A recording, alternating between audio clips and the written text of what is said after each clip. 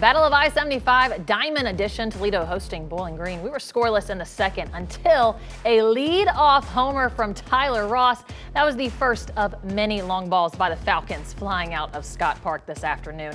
Not the best offensive day for the Rockets, but watch this. Caden Konjak with the diving catch makes one heck of a play for Toledo, but BG owned this first meeting. Nathan Archer leaves the yard, lands in the trees for another leadoff homer. That's number 8 on the year for number 8. 3 total home runs for BG to win 4-0. Freshman DJ Newman pitched 8 innings on a 2-hit shutout. Here he is after blanking the Rockets.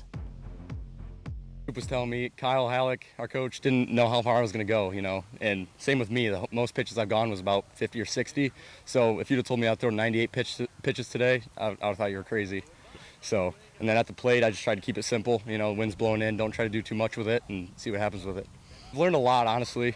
It started off a little rough and then got a little better and then got right back to rough. So I learned a lot there, and it made me the player I am today. Mason Lowry and Scoot Miller have more from Game 1 of this rivalry series. Well, I've called Mid-American Conference baseball for about a decade now. I could watch games for another 10 years and not see a better and, in a way, more unlikely pitching performance than what we saw from DJ Newman today. Just incredible what the freshman from Archbold High School was able to do here this afternoon. 8 strong innings, allowed only 2 hits, had 8 strikeouts through 98 pitches. And remember, this is the guy whose season high was just 4 innings pitched all year. Yeah, great outing from DJ Newman. He's got to be in the conversation for MAC Freshman of the Year. And late in the season, too, it's been great to see the Falcon bats start to come alive. That's what's really hurt them all season. They've got one of the lowest team batting averages in all of Division I baseball, but you wouldn't have known that to watch them today. No, not a bit. They had 10 hits here this afternoon, 3 home runs. They're also at the bottom of the MAC as far as home runs, but you could not see that today.